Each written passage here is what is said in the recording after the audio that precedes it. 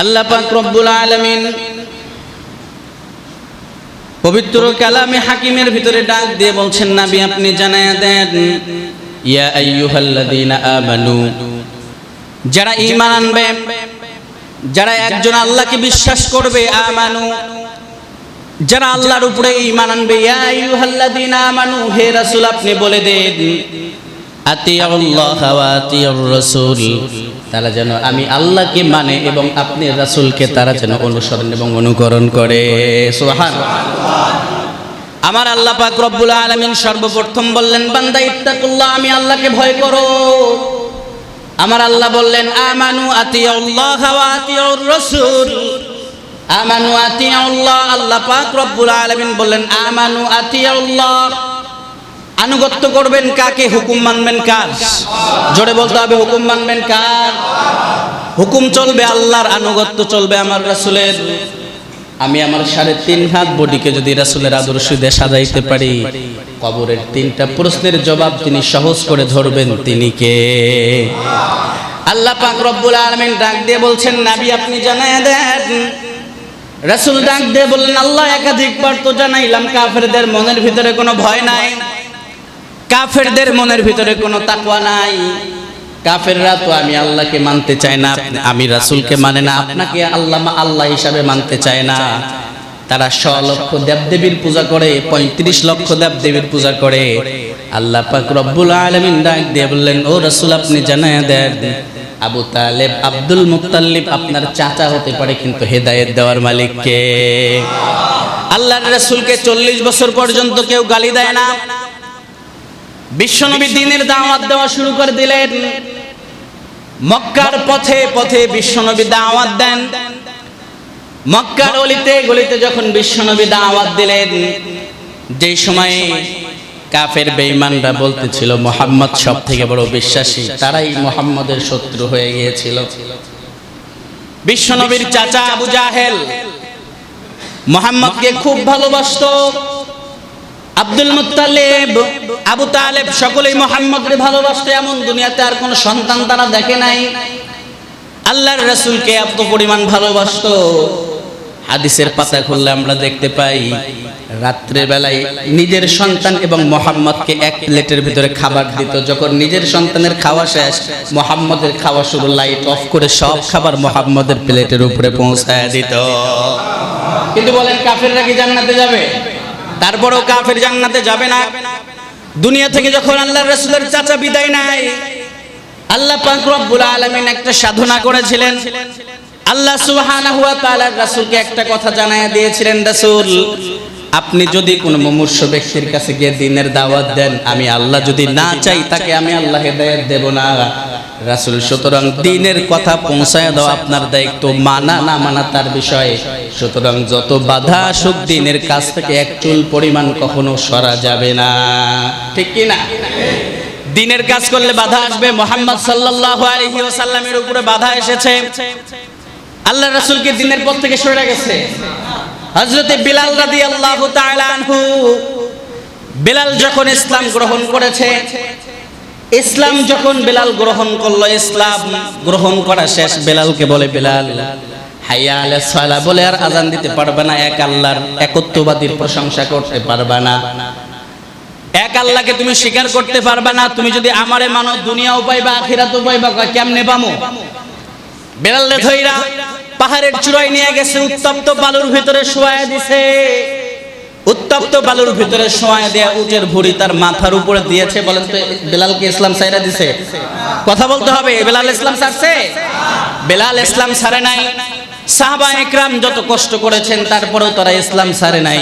হযরতে আবু হুরায়রা রাদিয়াল্লাহু তাআলা আনহু, আবু হুরায়রা সম্পর্কে রাসূল বলতেন, আবু হুরায়রা ইসলাম গ্রহণ করার পূর্বে রেশমি রুমাল দিয়ে নাক মুছতো, কিন্তু ইসলাম গ্রহণ যখন করেছে, গরিব হয়ে গেছে, সব আল্লাহর রাস্তায় বিলায়া দিয়েছে। আবু হুরায়রা একটা সময় গেছে 3 দিন পর্যন্ত পেটে না খাওয়া অবস্থায় মাটিতে গড়াগড়ি করেছে। আবু হুরায়রা, বিশ্বনবী একদিন আসহাবুস সুফফার ভিতরে গেলেন। বিশ্বনবী যখন আসহাবুস সুফফায় গেলেন, গিয়ে দেখেন আবু হুরায়রা ক্ষুধার যন্ত্রণায় কান্না করতেছে। বিশ্বনবী গেছেন, আবু হুরায়রা দৌড়ায় আসছেন, আয়েশা রাসূলকে বলতেছেন, ইয়া রাসূলুল্লাহ, আজ 3 দিন যাবত আমার পেটের ভিতরে কোনো খাবার নাই, জমজম কুবের পানি খাই আর পয়রা থাকি। রাসূল দেখে কান্না করতেছেন, আর আবু হুরায়রাকে ডাইকা মাথার ভিতরে হাত বুলাইয়া দোয়া করে দিয়েছেন, আবু হুরায়রা, বিশ্বের ভিতরে যদি 5 জন রাবী থাকে হাদিস সংরক্ষণকারী, সর্বপ্রথম আয়েশার পরে তোমার নামটা আল্লাহ তাআলা জান্নাতি খাতায় সিলেক্ট করে দিয়েছে। এটা কেন? আবু হুরায়রা কি দিনের পথ থেকে চলে গেছিল এই জন্য? কেন? কষ্ট করেছে। আমার আল্লাহ পাক রব্বুল আলামিন ডাক দিয়ে এটাই বলছেন, এটাই বুঝাচ্ছেন, আতিউল্লাহ ওয়া আতিউর রাসূল। জাবির ইবনে হাইয়ান রাহমাতুল্লাহি আলাইহি বলেন, আতিউল্লাহ যখন আল্লাহকে আল্লাহর আনুগত্য করবা, ওয়া আতিউর রাসূল এবং রাসূলকে যখন মানবা, আদর্শ হিসাবে মানবা, তোমার স্ত্রী তোমাকে ভালোবাসবে না, তোমার পিতামাতা তোমার পক্ষে থাকবে না, সমাজের লোক তোমার পক্ষে থাকবে না, তোমারে কাঠমোল্লা বলে ডাক দিবে। আল্লাহ পাক রব্বুল আলামিন ডাক দিয়ে বলে, যখন তুমি নামাজ পড়বা, রোজা রাখবা, হজ করবা, দ্বীনের সমস্ত শরিয়ার বিধানগুলো মানবা, কেউ যদি তোমাকে একটু কটূক্তি করে কাঠমোল্লা বলে, কিয়ামতের দিন এই কাঠমোল্লা অপবাদ দেওয়ার কারণে আমি আল্লাহ তোমার বিনা হিসাবে জান্নাত দিয়ে দেব। এই জন্য ইসলামের কথা বলবো, দ্বীনের কথা বলবো, আমার উপরে যদি কোনো আঘাত আসে আমি কি ইসলাম ছাইরা দেব? দেওয়া যাবে না। আতিউল্লাহ, আল্লাহর আনুগত্য করতে হবে, আল্লাহকে মানতে হবে। আল্লাহর বিধান একদিকে, দুনিয়ার সমস্ত মালিকরা একদিকে। বলেন তো সমস্ত মালিকের মালিক যিনি, তিনি কে? ইহদিনাস সিরাতাল মুস্তাকিম। মালিক ইয়াউমিদ্দিন, যিনি বিচার দিনের মালিক, দুনিয়ার মালিক। যে আল্লাহ আমারে জান দিল, যে আল্লাহ আমারে মাল দিল, যে আল্লাহ আমারে সম্পদ দিল, ওই আল্লাহর বিধান আমরা মানতে চাই না। অনেক সময় দেখা যায় যে ফ্যাক্টরির 3 শিফটে ডিউটি হয়, ফজরের নামাজ না পড়ে বান্দা কাজে যায়, কিন্তু আল্লাহর আদেশ মানার জন্য সে মসজিদে আসতে পারে না, এমন আছে না নাই? এই জন্য আমার প্রিয় ভাইরা, দুনিয়াতে যখন ইসলামের পথে চলবো, আমানু, ইমানদার যারা হবে, আতিউল্লাহ, যারা আল্লাহকে অনুসরণ করবে, আল্লাহর আদেশ যারা মানবে, তাদের সাময়িকভাবে একটু কষ্ট দুঃখ আসবে, একটু অভাব থাকবে। আল্লাহ পাক রব্বুল আলামিন ডাক দিয়ে বলেন, রাসূল আপনি জানায়া দেন, যারা দ্বীনের উপরে থাকবে এবং অভাবগ্রস্ত হবে, যারা সচ্ছল মানুষ, তাদের 500 বছর আগে তারা জান্নাতে প্রবেশ করবে। এই জন্য দ্বীনের উপরে চললে যদি একটু অভাব আসে, আমরা কি ঘাবড়ায়া যাব? ঘাবড়ানো যাবে? ইস্তেকামত রাখবো কার উপরে? ভরসা থাকবে কার উপরে? দেওয়ার মালিক কে? জোরে বলেন, জোরে বলেন, কে? নেওয়ার মালিক কে? সম্মান দেওয়ার মালিক কে? ইজ্জত দেওয়ার মালিক কে? আমার রাসূলকে তো আল্লাহ তাআলা নিজেই সম্মানিত করেছেন। আল্লাহ ডাক দিয়ে বলছেন, আল্লাহ পাক রব্বুল আলামিন সূরাতুল আহজাবের 35 নম্বর আয়াতে আল্লাহ ডাক দিয়ে বলছেন, মা কানা মুহাম্মাদুন আবা আহাদিম মির রিজালিকুম ওয়ালাকির রাসূলুল্লাহি ওয়া খাতামান নাবিয়্যিন। আল্লাহু আকবার পড়েন। আল্লাহ তাবারক তাআলা ডাক দিয়ে বলছেন, মা কানা মুহাম্মাদ আবা আহাদিম মির রিজালিকুম। হে দুনিয়ার মানুষ শুনে রাখো, এই মুহাম্মদ সাল্লাল্লাহু আলাইহি ওয়াসাল্লাম দুনিয়ার কোন পুরুষ জাতির জন্য পিতা নন। এই মুহাম্মদ দুনিয়ার কোন পুরুষ জাতির জন্য পিতা নন। ওয়ালাকির রাসূলুল্লাহি ওয়া খাতামান নাবিয়্যিন। আল্লাহ তাবারক তাআলা তেনাকে শুধু প্রেরিত করেছেন আল্লাহর রাসূল হিসাবে, এবং সর্বশেষ নবী হিসাবে আল্লাহ তাআলা মুহাম্মদকে দুনিয়ায় পাঠায়া দিয়েছেন। এখন আপনারা বলতে পারেন, হুজুরের কি শুনাইলেন? দুনিয়ার কারো জন্য রাসূল পিতা নন। বিশ্বনবীর একজন পালক সন্তান ছিল যায়েদ। যায়েদ সংগঠিত একটা বিষয় এখানে আল্লাহ তাআলা উল্লেখ করেছেন। যে কোনো একটা বিষয় যদি ওদিকে যায় অনেক লম্বা হয়ে যাবে। যায়েদ রাদিয়াল্লাহু তাআলা আনহু, রাসূল সাল্লাল্লাহু আলাইহি ওয়াসাল্লাম তাকে লালন পালন করতেন। আবার অনেক মুফাসসির বলেছেন, অনেক মুহাদ্দিসিন একরাম বলেছেন যে যায়েদ ছিল রাসূলের খাদেম। অনেক মুফাসসির বলেছেন যায়েদ ছিল রাসূলের গোলাম। কিন্তু আল্লাহ পাক রব্বুল আলামিন যায়েদ সম্পর্কে আল্লাহ তাআলা এখানে বলেন, যারা বলছো মুহাম্মদ সাল্লাল্লাহু আলাইহি ওয়াসাল্লাম সাল্লামের সন্তান যায়েদ, তোমরা এটাকে ভুল ধারণা করিও না। আমি আল্লাহ মুহাম্মদকে 2টা সন্তান দান করেছিলাম এবং শৈশবকালে তাদের বিদায় করে নিয়েছিলাম। সুবহানাল্লাহ পড়েন। কেন? আবু জাহেল উদ্বা সাহেবা বলতে লাগলো, মুহাম্মদ লেসকাটা তাব্বাত লাকা আবিহা আলিহাদা জামাতানা। কয় মুহাম্মদ তোমার তো বংশ বিস্তার করার মতো কেউ নাই, তুমি তো লেজ কাটা। আল্লাহ পাক রব্বুল আলামিনের রাসূল মুহাম্মদুর রাসূলুল্লাহ সরকারে দো আলম নবীও তো মানুষ ছিলেন, মনটা খারাপ হয়ে গেছে, আল্লাহরে ডাক দিয়ে বলেন, আল্লাহ আমি আপনার দ্বীনের জন্য নিজেকে উৎসর্গ করলাম, তায়েফের ময়দানে রক্ত ঝরাইলাম, উহুদের ময়দানে রক্ত ঝরাইলাম, খন্দকের ময়দানে রক্ত ঝরাইলাম, দান দান শহীদ করলাম। আল্লাহ আমার নাকি বংশ চিরদিন থাকবে না। আল্লাহ পাক রব্বুল আলামিন ডাক দিয়ে বলেন, রাসূল আপনি শুনিয়া নেন, দুনিয়াতে বাতাস যতদিন প্রবাহমান হবে, নদীতে পানি যতদিন থাকবে, মানুষের জীবনে ধমনীতে যান যতদিন থাকবে, ততদিন আপনার নাম আকাশে বাতাসে আমি আল্লাহ ব্যবস্থা করে দিলাম। আপনারা খেয়াল করলে দেখতে পারবেন, সাধারণ একটা বিষয় আপনাদেরকে বুঝাই। বাংলাদেশ ৫৬,০০০ বর্গ কিলোমিটার, ৫৬,০০০ বর্গ মাইলের ভিতরে বলেন তো ময়মনসিংহে যখন আজান দেয়, বাংলাদেশ গাজীপুরে কি একসাথে আজান দেয়? কথা কয় না, কয় মিনিট? ৪ মিনিট। গাইবান্ধায় রংপুরে যখন আজান দেয় ৬ মিনিট, ঢাকার সাথে প্লাস মাইনাস। ফরিদপুরে যখন আজান দেয় তখনও একটু প্লাস মাইনাস হয়ে যায়। অর্থাৎ ঢাকার আজান যখন শেষ হয় ময়মনসিংহের আজান শুরু হয়ে যায়, ময়মনসিংহের যখন শেষ হয় তখন গাইবান্ধায় রংপুরে শুরু হয়। আল্লাহ তাআলা বলেন, রাসূল হাইয়া আলাস সালাহ আশহাদু আন্না মুহাম্মাদুর রাসূলুল্লাহ, এই শব্দটা ২৪ ঘন্টার ভিতরে এমন কোন সেকেন্ড নাই যে সেকেন্ডটার ভিতরে এই দুনিয়াতে উচ্চারিত হয় না। সুবহানাল্লাহ আসতে পড়ে। আপনারা আমার আরেকটু স্পষ্ট করে বলবেন, যারা আমার রাসূলকে গালি দেয় তারা কি ভালো? জোরে বলতে হবে, তারা কি ভালো? আপনারা সোশ্যাল মিডিয়ায় দেখেছেন, গত পরশুদিন এক হিন্দু গৌরাঙ্গ চন্দ্র নামে এক হিন্দু মালাউনের বাচ্চা, যাদের জন্মটা সহি নয়, কারণ ইসলামের বিধান মতো যারা বিবাহ করে তাদের সন্তান সহি, ইসলামের বিধান ছাড়া যারা বিবাহ করে তাদের সন্তান সহি। সবগুলো যারা সন্তান, কি সন্তান? কথা কয় না, আমার সাথে বলেন, কি সন্তান? যারা সন্তান, যেগুলো ইসলাম গ্রহণ করার পরে পুনরায় যদি তাদের বিবাহকে শুধরায় না নেয়, আল্লাহ তাআলা বলেন এরাও যদি সন্তান জন্ম দেয় তারপরে এগুলো যারা, সেগুলো কি?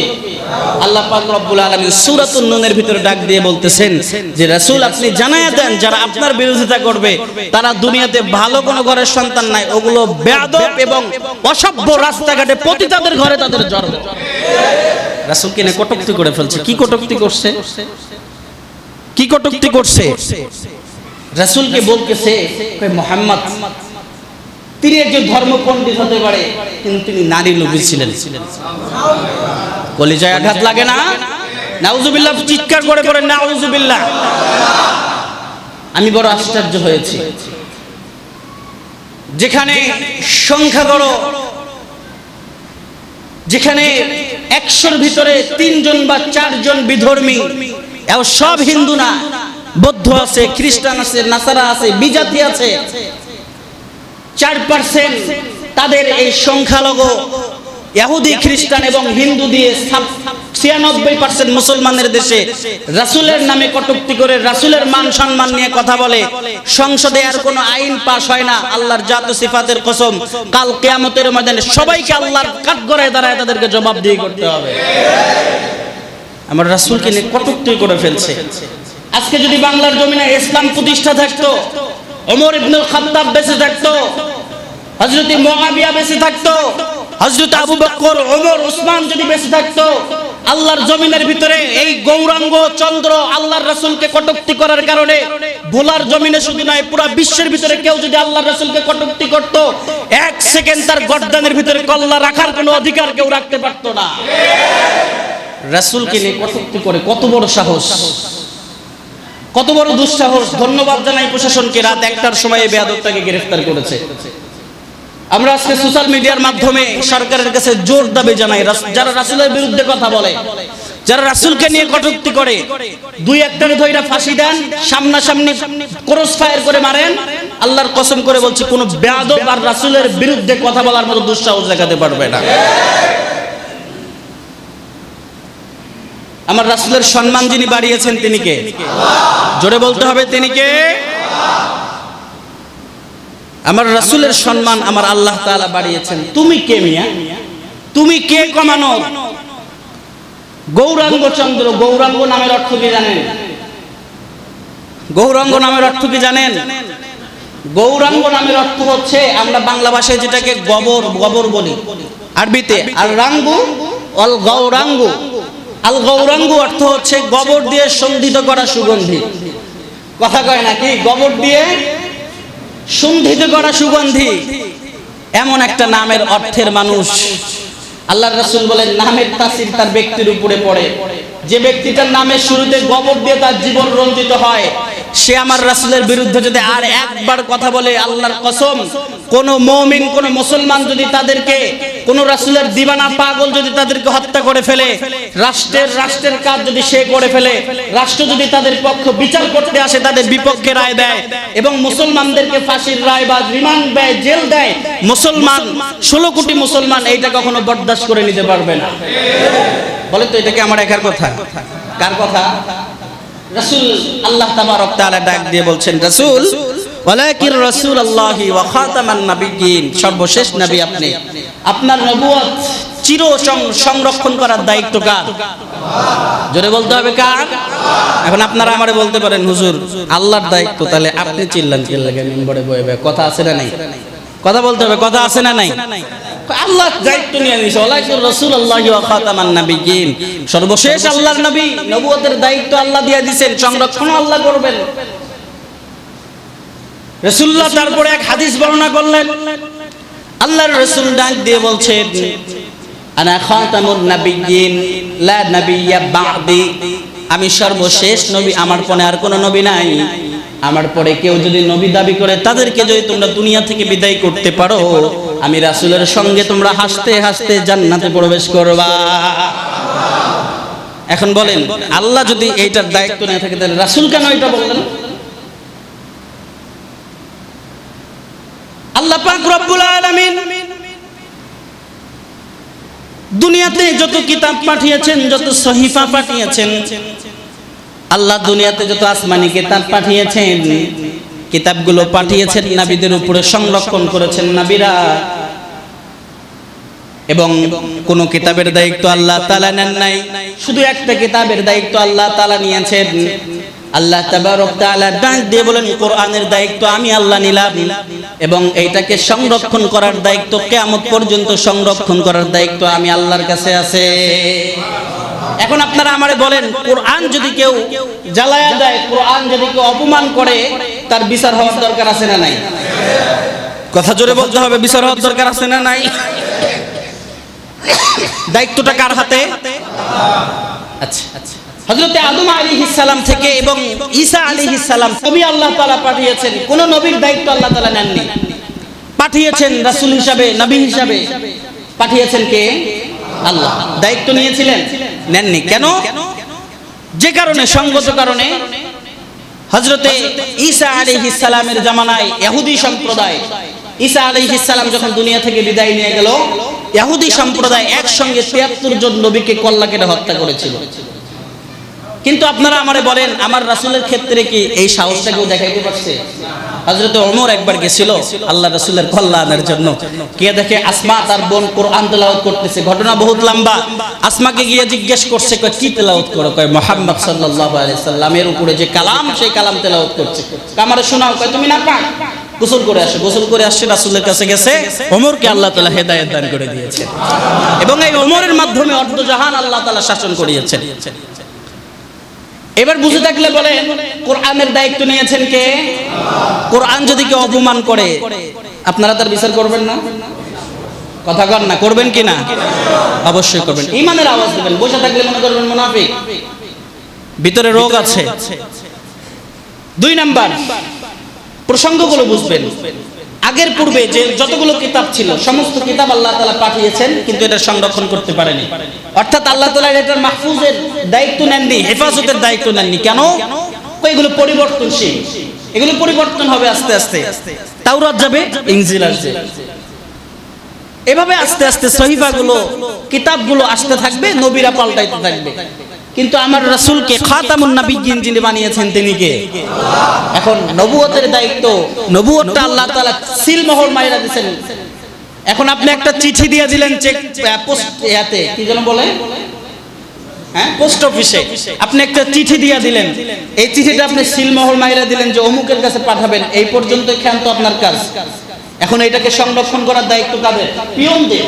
কিভাবে সুন্দরভাবে নিয়ে যাওয়া যাবে, ওই বাড়ি পর্যন্ত কিভাবে পৌঁছায় দেওয়া যাবে, এই দায়িত্বটা কার? পিয়নের। আল্লাহ তাবারক তাআলা এইটাই বলছেন, রাসূল আমি আপনাকে খাতামুন নাবিয়্যিন সিলমোহর মাইরা দিলাম, সিলমোহর আমি আল্লাহ তাআলা মেরে দিলাম, কিয়ামত পর্যন্ত এটা যাবে এবং এটা নিয়ে যাওয়ার দায়িত্ব আপনার উম্মতদের। আপনার দুনিয়াতে উম্মত যতদিন বাঁচবে, কোন শাতিমে রাসূল, রাসূলকে অপমান করে, কোন বেয়াদব ভণ্ড যদি তার রাসূলের বিরুদ্ধে কথা বলে, তাদেরকে হত্যা করা, তাদেরকে দুনিয়া থেকে বিদায় করে দেওয়া, এইটাকে আপনার উম্মতের জন্য আমি আল্লাহ তাআলা নামাজ রোজার মতো ফরজ করে দিলাম। এই জন্য আমার প্রিয় ভাইরা, রাসূলকে যারা কটূক্তি করবে তাদের বেঁচে থাকার কোনো অধিকার, জোরে বলতে হবে, অধিকার আছে? নাই, অধিকার নাই। এই জন্য গৌরাঙ্গ চন্দ্র, যদিও তার ঈমান নাই, আপনারা বলতে পারেন হুজুর কাফেররাও তো রাসূলকে গালি দিয়েছিল, কাফেররাও তো রাসূলকে আঘাত করেছিল, কাফেররাও তো রাসূলের বিরুদ্ধে কথা বলেছিল। আল্লাহ পাক রব্বুল আলামিন বলেন, কাফেররা ওই সময় না বুঝে করত, কাফেররা বুঝতো তাদের আল্লাহ একজন আছে। সব থেকে বড় কাফের ছিল ফিরাউন। গোপনে গোপনে পাহাড়ের ভিতরে গিয়ে আল্লাহর দরবারে কান্না করতো, আল্লাহ আমি জানি দুনিয়াতে সব থেকে বড় খোদা আমি, কিন্তু আল্লাহ আমি আপনার জান্নাত চাই না, আপনার কিয়ামতের দিবসের সুন্দর কোনো ফলাফল চাই না, আপনি আমাকে দুনিয়াতে ক্ষমতা দিয়ে দেন। আল্লাহ বলে, যা তোর দুনিয়াতে ক্ষমতা দিলাম, তোকে শুধু আমি আল্লাহ দুনিয়াতে দিলাম, আখিরাত তোর জন্য, তোর কাছ থেকে আমি আল্লাহ ছিনায় নিলাম। এই জন্য কাফেরদের জন্য দুনিয়া, মুমিনদের জন্য দুনিয়া। কথা কয় না, মুমিনদের জন্য দুনিয়া। দুনিয়া কি আসি তো দেখি তো, মুমিনরা কোটি কোটি টাকা আত্মসাৎ করে, আছে না নাই? কথা কয় না, আছে না নাই? আফসোস লাগে। আরে মিয়া, হযরত সুলাইমান আলাইহিস সালামের জামানার একটা ঘটনার উদ্ধৃতি আমি আপনাদেরকে দিচ্ছি, বিবৃতি দিয়ে বলছি। হযরত সুলাইমান আলাইহিস সালামের জামানার ভিতরে এক পাখি, স্ত্রী এবং স্বামী দুইজন একসাথে বসে গল্প করতেছে। হঠাৎ করে এক জুব্বা পরা লোক আসে, আয়েশা সুন্দর করে বসে বসে হাতের ভিতরে তাসবিহ টিপতেছে, পাগড়ি মাথায়, বিশাল বড় জুব্বা, তাসবিহ টিপতে টিপতে হঠাৎ করে তীর ধনুক বের করছে, বাইর করে সোজা করছে পাখির দিকে। তো স্বামী বলতেছে, কয় চলো পালায়ে যাই, এখানে থাকলে আমাদের জীবনের ক্ষতি হতে পারে, আমরা মারাও যেতে পারি, আমরা শিকারও হতে পারি। স্ত্রী ডাক দিয়ে বলতেছে, আমি পালাবো না, সারা জীবন দেখতাম দাড়ি কাটা লোকগুলো খারাপ হয়, বিধর্মী গুলো খারাপ হয়, জুব্বা পরা লোকগুলো যে খারাপ হয় আমার বিশ্বাস হয় না, আমি শেষ দেখা দেখবো। তো একটু পরে স্বামী পালাইছে, স্ত্রীর গায়ে তীর মারছে এই জুব্বাওয়ালা পাগড়িওয়ালা লোকটা, লাগছে পাখায়, শরীরে বুকে লাগলে তো শেষ, খতম। ইন্না লিল্লাহি ওয়া ইন্না ইলাইহি রাজিউন। লাগছে পাখায়, দৌড় দিয়ে গেছে হযরত সুলাইমান আলাইহিস সালামের কাছে, গিয়ে বলতেছেন, পয়গম্বর আপনিও জুব্বা পরেন, আপনিও পাগড়ি পরেন, সে যদি শিকারীর রূপ বেশে আসতো, বেশ যদি শিকারী থাকতো, কোনো দুঃখ ছিল না, কিন্তু একটাই দুঃখ, একটাই কষ্ট, সে জুব্বা পরে পাগড়ি পরে সে কেন আমাদেরকে প্রতারণা করলো, আমাদের সাথে কেন ধোঁকাবাজি করলো। হযরত সুলাইমান আলাইহিস সালাম ডাক দিয়ে বলছেন, পাখিরে, জুব্বা পরলেই ভালো হওয়া যায় না, পাগড়ি পরলেই ভালো হওয়া যায় না, জুব্বা পাগড়ি পরেও জনগণের 17,000 কোটি টাকা আত্মসাৎ করা যায়। কথা বলতে হবে, ঠিক কি না? যে সমস্ত আলেমদের নাম নিয়ে আজকে তাদেরকে যারা সাপোর্ট করে, এরাও মুনাফিক, যারা মানুষদের টাকা আত্মসাৎ করে তারাও মুনাফিক, ঠিক কি না? আজকে মুফতি ইহসান সাহেব যা করেছে, ইন্না লিল্লাহ। আফসোস লাগে, পিরোজপুরের মতো জমিনের ভিতরে একজন মুফতি সাহেব মানুষ, আপনার সম্মান কি কম ছিল? কথা কয় না, আমার সম্মান কম ছিল? আপনারা বলতে পারেন, হুজুর এসপি হারুন যখন টাকাটা চুরি করে আপনারা খুব প্রতিবাদ করেন, প্রিয়া সাহা যখন দেশের বিরুদ্ধে বলে আপনারা খুব প্রতিবাদ করেন, কিন্তু মুফতি সাহেব ইহসান যখন, কালকেও আমার একজন বলছে, ইহসান যখন 17,000 কোটি টাকা আত্মসাৎ করলো, আপনারা কেন চুপ? আমি মনে মনে বলতেছি, কালকে জুম্মায় আইস, আমি আর মনে মনে বইলা রাখছি, কালকে জুম্মায় আইস। বাতিল যদি আমার বাবা হয়, আমার বাবাও যদি সুদখোর হয়, আমার বাবাও যদি ঘুষখোর হয়, আমার বাবাও যদি জিনাখোর হয়, আমার বাবাও যদি সাতেমে রাসূল হয়, রাসূলকে অপমান করে, আমার বাবাকেও এক চুল পরিমাণ ইসলাম সাথ দেওয়ার পক্ষে আমাকে সাপোর্ট করবে না। কথা জোরে বলেন ঠিক কি না? মুফতি ইহসান সাহেবের পক্ষে যারা তেলবাজি করেছে, এদের ভিতরে বড় একজন লোক হচ্ছেন আমাদের খতিবুল উম্মাহ। বড় একজন লোক কি? কথা কয় না, এই যে ভাইরাল হয়েছে না ওরে বাটপার, তেলবাজির ভিতরে সেরা। আরে মিয়া, আপনি তাফসীরের মঞ্চ এটা তেলবাজি করেন কেন? আয়াত নাই, এই যে একটা আয়াতের মাত্র কথা বলতেছে, এমনও শেষ হয়নি, আর অর্ধেক হয়ে গেছে। আপনি তেলবাজি করছেন কেন? হাফিজুর রহমান সিদ্দিকী ভাইয়ের কাছে আমার অনুরোধ থাকবে, যেহেতু ওনার সাথে আমার ফেসবুকে অ্যাড আছে, ওনার কাছে বিনত অনুরোধ থাকবে, আপনি এগুলো তেলবাজি বন্ধ করে, কিস্সা কাহিনী বন্ধ করে সঠিক হকের উপরে আসেন। আল্লাহ চাহে তো এর বিনিময়ে আপনাকে নাজাত দিতে পারেন, ঠিক কি না? এক সময় বাংলাদেশের বড় একজন স্কলার ছিল, আমার কলিজার টুকরা মিজানুর রহমান আল আজহারি, ঠিক না? যুবকরা যেভাবে তার প্রতি এসেছে, তার জন্য দিনের কাজে রাত 10টার সময় আসছে, লক্ষ লক্ষ যুবক হাজির হয়ে গেছে, ঠিক না? যে যুবকগুলো গানের মঞ্চে থাকতো, আপনি তার বিরুদ্ধে কয়ে ফেললেন। শাইখুল হাদিস আপনি শাইখুল হাদিস উস্তাদুল মুহতারাম আল্লামা মামুনুল হক, তারে আপনি মামুন না বলে গালি দেন। মামুনুল হকের জুতার যে ধুলা উড়ায়, এই ধুলার সমপরিমাণ যোগ্যতা আপনার ভিতরে নাই। আফসোস লাগে। আপনি কার বিরুদ্ধে কি বলেন? আপনার বাবার পরিচয় কি? সাধারণ একজন মানুষ, চরমুনাই করেন, পীর মুরিদি করেন। আপনার দাদার পরিচয় কি? কয় কোনো খবর নাই। আর যিনি 50 বছর লাগাতার বুখারী পড়িয়েছেন এবং মামুনুল হক 23-24 বছর পর্যন্ত লাগাতার বুখারী পড়েছেন, তারে আপনি মামুন না বলেন? তার ছাত্র হওয়ার মতো যোগ্যতা বিন্দু পরিমাণ আপনার মধ্যে নাই।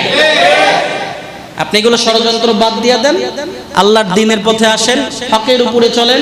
আল্লাহ তাআলা আপনাকে সঠিক হেদায়েতের পথে চলার মতো তৌফিক আল্লাহ দান করুন।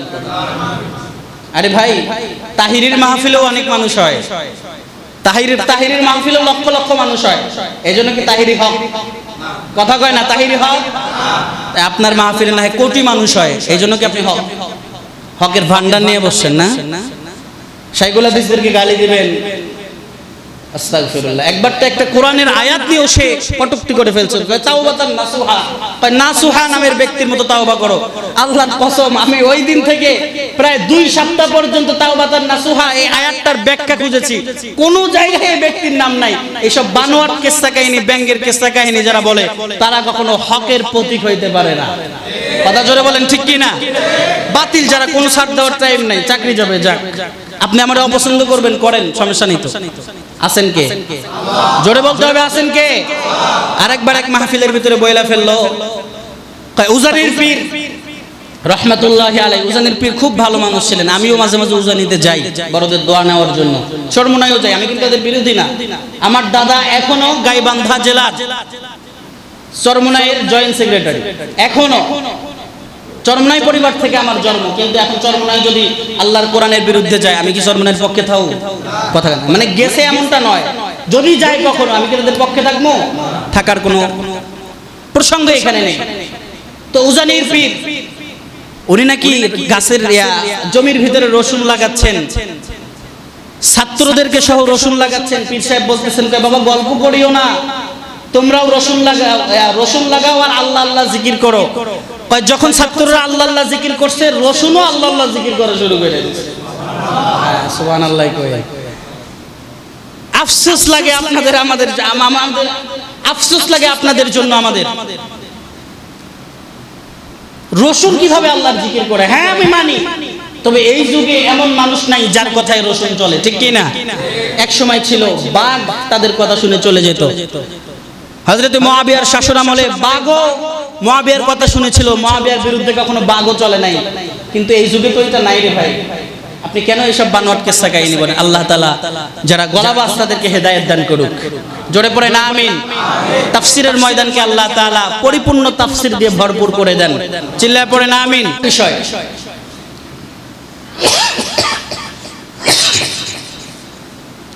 আপনারা দেখেছেন যে সোশ্যাল মিডিয়ায় জিকির টিভি নামে একটা চ্যানেলে একটা জিকির ভাইরাল হয়েছে। কি ভাইরাল হয়েছে? জিকির ভাইরাল হয়েছে। এক ছাত্র কিনা জানি না, তিনি ডাক দিয়ে বলতেছেন, কয় মুফতি নাজমুল হাসান আত-তাহিরি উস্তাদুল আসাতিজা, উস্তাদুল মুহতারাম, উস্তাদুল আসাতিজা। আমি বলতে চাই ভণ্ডের দল, উস্তাদুল আসাতিজা অর্থ বোঝো। উস্তাদুল আসাতিজা মানে পুরা আলেম সমাজের উস্তাদ হওয়ার মতো যিনি যোগ্যতা রাখে। যারা ভণ্ড তাহিরি মার্কা লোক, তারা একজন আলেমের উস্তাদ হওয়ার মতো কোনো যোগ্যতা রাখতে পারে না। কথা কন না কেন? জোরে কথা কন, ঠিক না? এই উস্তাদুল আসাতিজা নাজমুল হাসান তাহিরি একটা জিকির করতেছেন। কি জিকির? আমি সুর দিয়েই পড়তাম, কিন্তু সুর দেব না, কারণ সুর দিলে আপনাদের তাল উঠা যাবে। উনি বলতেছেন যে পানি গড়গড়ায় পড়তেছে, বাবা আমায় ডাকতেছে, নাকি? কিন্তু পারি নাই। হ্যাঁ, পানি গড়গড়ায় পড়তেছে, বাবা আমায় ডাকতেছে, আয় রে শাহ আলী বাবা কাছে আয়, বুকের ভিতর আছে প্রাণ, তার ভিতরে মেশিন গান। আস্তাগফিরুল্লাহ, লা হাওলা ওয়ালা কুওয়াতা ইল্লা বিল্লাহ, নাউযুবিল্লাহ, চিৎকার করে পড়েন। বুকের ভিতর আছেন কে? বুকের ভিতর আছে কার মহাব্বত? মদিনাওয়ালার মহাব্বত। কার মহাব্বত? শাহ আলী বাবা বুকে থাকার সাহসটা কই পাইল? কয় বুকের ভিতর আছে প্রাণ, তার ভিতরে মেশিন গান, আয় রে খাজা বাবা সুইটা আয়। কোন ধরনের জিকির এগুলো? জিকির করার আদেশ করেছেন কে? আল্লাহ। আল্লাহ জিকির করেন, সুবহানাল্লাহ পড়েন, ইল্লাল্লাহ জিকিরও করেন দরকার হলে, সমস্যা কোথায়? কিন্তু আপনাকে এগুলো শান কে গাইতে বলেছে? রাসূলুল্লাহ বলেন, যখন জিকির নিয়ে তামাশা করবা, যখন জিকির নিয়ে তোমরা বদমাইশি শুরু করবা, যখন জিকিরের নামে অপপ্রচার শুরু করবা, একদল আলেম আছে অশাররিশ শিরাব, এই দল আলেমদেরকে দিয়ে আল্লাহ তাআলা কিয়ামতের দিন জাহান্নামকে উদ্বোধন করবেন। এই সমস্ত আলেমদের থেকে, এই সমস্ত জিকির থেকে আমরা ফিরে থাকবো তো ইনশাআল্লাহ। জিকির কত ধরনের জিকির আছে, কত সুন্দর সুন্দর জিকির আছে। আপনি করেন ইশকের গজল গান, আপনি এগুলো কি গাচ্ছেন? সে আবার ব্যাখ্যা দিচ্ছে, উড়াধুরা ব্যাখ্যা। বুকের ভিতর আছে প্রাণ, তার ভিতরে মেশিন গান। বুকের ভিতরে তো প্রাণ আছে, আমার দেহটা একটা মেশিন। আপনারে আল্লাহ কি আপনারে প্রাণ দিচ্ছে, দেহ দিচ্ছে গান গাওয়ার জন্য? আর একবার বললো না, আল্লাহ 99টি নামের মাঝে একটা নাম তোমার রঙ্গিলা, তোমার রূপে ভেটকি মাইরা দুনিয়া পাগল করিলা। আস্তাগফিরুল্লাহ, লা হাওলা ওয়ালা কুওয়াতা ইল্লা বিল্লাহ, নাউযুবিল্লাহ, চিৎকার করে পড়েন। এই সমস্ত ভণ্ডদের কাছ থেকে দূরে থাকবেন, এই সমস্ত ভণ্ডদের কাছ থেকে কোথা থাকবেন? দূরে থাকবেন। পারবেন না ইনশাআল্লাহ? আমাদের সঙ্গে বেয়াদব কোন ভণ্ড পীর মুরিদের কোন সম্পর্ক থাকতে পারে? অনেকেই দুই একটা পীরের মুরিদ হলে ইমাম সাহেবদেরকে দাম দেয় না, আছে না নাই? ফুলসিরাতের ময়দানে যখন আমি পার হব, আমার পীর সাহেব এসে আমার আলকে করে নিয়ে যাবে। তোর পীর সাহেব তো বড় ফরজ চলে জানে না, দাড়ি রাখা যে ওয়াজিব, তোর পীর সাহেব এটা জানে না, পার করবো কেমনে?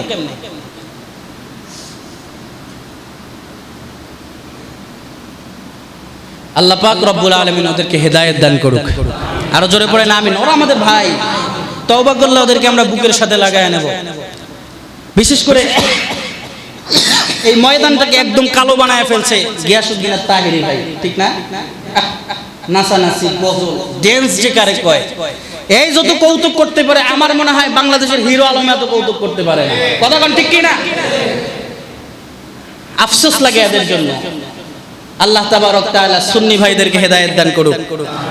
আর ভণ্ড পীর যারা চন্দ্রপুরী, আটরশি, দেওয়ানবাগি, শিরেশ্বরী, আরো কি কি যেন শরীটরি আছে, এদের সাথে আমাদের কোনো সম্পর্ক থাকতে পারে? যারা ভালো তাদের সঙ্গে আমাদের সম্পর্ক 100% থাকবে। বিষয়টা বুঝাইতে পারছি? আল্লাহ তাআলা আমাদেরকে তৌফিক দান করুক। যতটুকু আলোচনা করলাম রাসূলের শান এবং মান, আমাদেরকে সর্বপ্রথম বুঝবার এবং আমল করার তৌফিক দান করুক। নাসরুম মিনাল্লাহি ওয়া ফাতহুন করিব। যারা সুন্নাত পড়েননি 4 রাকাত ক্বাবলাল জুমআ পড়ে নেন।